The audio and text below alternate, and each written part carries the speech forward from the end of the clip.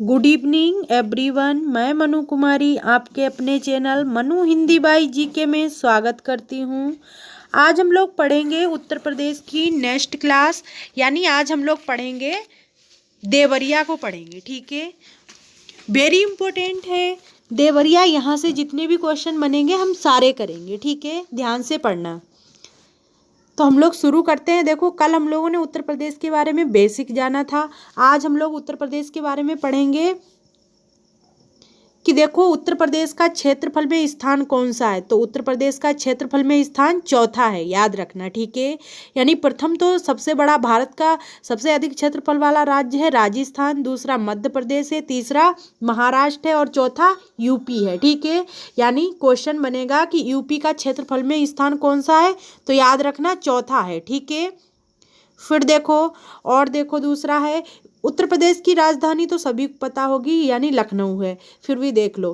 फिर देखो सीमावर्ती प्रदेश कौन कौन से हैं, यानी सीमावर्ती राज्य, यानी यूपी की सीमा किन किन राज्यों के साथ लगती है। तो देखो ध्यान से, उत्तराखंड, हिमाचल प्रदेश, हरियाणा, राजस्थान, मध्य प्रदेश और छत्तीसगढ़, बिहार, झारखंड, यानी 8 राज्यों की सीमा हमारे यूपी से लगती है। ठीक है, फिर देखो एक केंद्र शासित प्रदेश दिल्ली है। ये नीचे छुप गया, टाइपिंग सेट करते समय ये नीचे चला गया।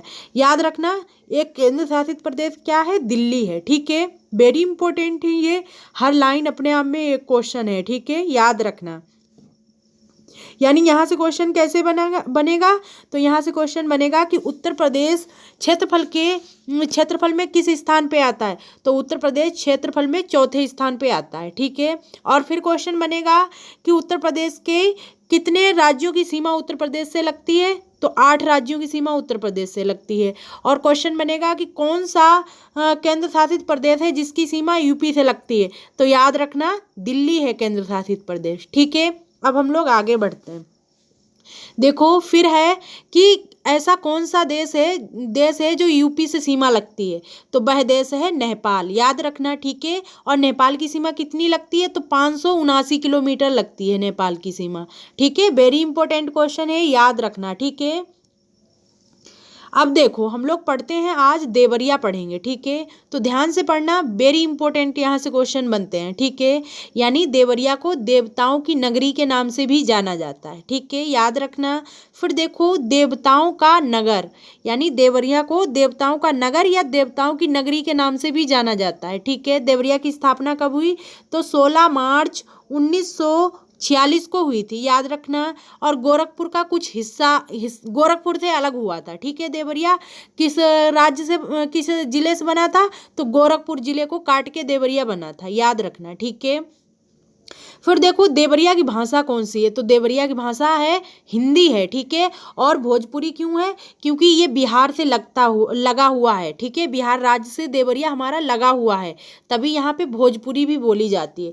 तो याद रखना। ठीक है, वेरी इंपॉर्टेंट क्वेश्चन है, ध्यान से पढ़ना। ठीक है, आगे देखो। अच्छा हाँ, आगे देखो, यानी फिर है देवराहा बाबा आश्रम, यानी देवरिया में ही क्या है, देवराहा बाबा का आश्रम भी है। क्वेश्चन बनेगा कि देवराहा बाबा आश्रम किस जिले में है, तो देवरिया में है, याद रखना।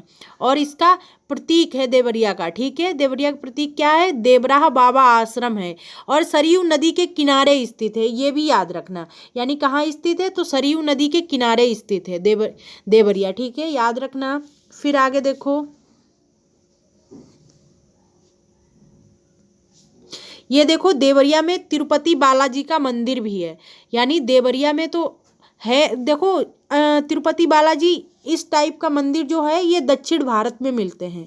यानी ये शैली जो आप लोगों ने शैलियाँ नहीं पढ़ी है कि नागर शैली, बेसर शैली, और नागर बेसर दोनों को मिलाओ तो नागर शैली तो उत्तर भारत की है, और बेसर शैली जो है, बेसर शैली दोनों से मिलकर बनी हुई है, यानी दक्षिण की है द्रविड़ शैली। याद रखना 3 शैलियाँ हैं कला की। तो 3 शैलियाँ कौन सी, एक तो नागर शैली है, जो नागर शैली है ये उत्तर भारत की है, और जो द्रविड़ शैली है वो दक्षिण भारत की है, और दोनों को मिला दो तो बन जाती है बेसर शैली। ठीक है, याद रखना, वेरी इंपॉर्टेंट है।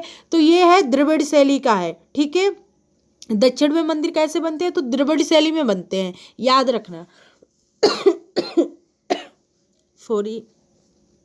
तो यहाँ से देखो दक्षिण भारत की शैली में बना हुआ है, अपने देवरिया में मंदिर बना हुआ है तिरुपति बालाजी का, और देवरिया में बाबा सोमनाथ का मंदिर भी है। और सोमनाथ मंदिर प्रसिद्ध कहाँ है? गुजरात का सोमनाथ मंदिर।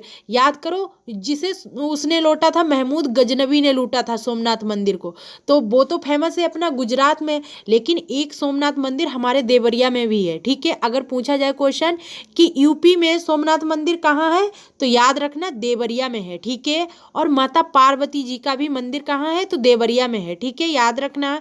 यहाँ पे ये माता पार्वती का मंदिर जो देवरिया में है, शिवरात्रि को यहाँ पे बहुत ही भव्य मेला लगता है। ठीक है, यानी हमारे देवरिया, हमारे जो यूपी के ज़िले हैं, हर ज़िले में पर्यटक है। अगर आप घूमना चाहो तो हर ज़िले में पर्यटन क्षेत्र हैं बहुत अच्छे अच्छे। ठीक है, ध्यान रखना। यानी सोमनाथ मंदिर भी देवरिया में है, और माता पार्वती जी का भी मंदिर देवरिया में है, और तिरुपति बालाजी का मंदिर भी देवरिया में है, याद रखना। ठीक है, आगे देखो, आगे देवरिया में ही दुग्धेश्वर नाथ मंदिर है, भगवान शिव को समर्पित है। ठीक है, याद रखना, दुग्धेश्वर नाथ मंदिर किसको समर्पित है? तो भगवान शिव को समर्पित है, और देवरिया का सबसे लोकप्रिय मंदिर है, रुद्रपुर तहसील में है, याद रखना। यानी दुग्धेश्वर नाथ मंदिर कहाँ पे है? तो यह रुद्रपुर तहसील में पड़ता है, याद रखना। ठीक है, वेरी इंपॉर्टेंट क्वेश्चन है। आगे देखो, आगे देखो, हनुमान मंदिर भी, बालाजी का मंदिर जो है, बालाजी का, वैसे तो बालाजी के मंदिर हर मतलब जिले में होते हैं, और आप देखते हो अपने आसपास भी कई मंदिर होते हैं ना बालाजी के, लेकिन एक देवरिया में भी हनुमान मंदिर है, बहुत ही प्रसिद्ध है। ठीक है, आगे देखो, फिर देखो अपनी देवरिया में प्रथम चीनी मिल है। वेरी इंपॉर्टेंट क्वेश्चन है, ध्यान से पढ़ना। ठीक है, देवरिया में क्या है? देवरिया में प्रथम चीनी मिल है।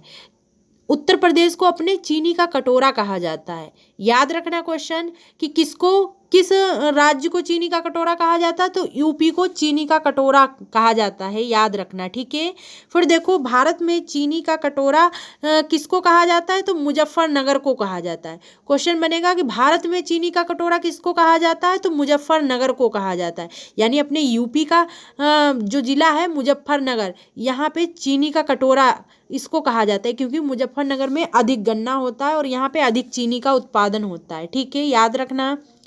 फिर देखो, जो प्रथम चीनी मिल लगी थी भारत की 1903 में, ये प्रतापपुर देवरिया में लगी थी। ठीक है, याद रखना, वेरी इंपॉर्टेंट क्वेश्चन है। देखो, यानी भारत में चीनी मिल कब लगी थी? प्रथम चीनी मिल तो 1903 में लगी थी, और कहाँ लगी थी? पहले देवरिया नहीं था, पहले प्रतापपुर नाम था इसका। ठीक है, तो याद रखना, वेरी इंपॉर्टेंट क्वेश्चन है। आगे देखो, आगे है, फिर देखो आया सजावटी सामान उत्पादन में, यानी देवरिया को वन डिस्ट्रिक्ट वन प्रोडक्ट, ये सजावटी सामान में आया है। ठीक है, यानी पर्दा और झालर जो होती है ना, तो उसके लिए वन डिस्ट्रिक्ट वन प्रोडक्ट इसको देवरिया को दिया गया है। ठीक है, याद रखना, पर्दा और झालर के लिए यूपी का ये फेमस है। ठीक है, याद रखना। आगे देखो, लास्ट है देखो अहिल्यापुर मंदिर। अहिल्यापुर मंदिर भी कहाँ है? तो देवरिया में है, याद रखना, वेरी इंपॉर्टेंट क्वेश्चन है। क्वेश्चन बनेगा कि अहिल्यापुर मंदिर किस जिले में है? तो देवरिया में है, याद रखना। ठीक है, अब हम मिलेंगे नेक्स्ट वीडियो में। जय हिंद, जय भारत।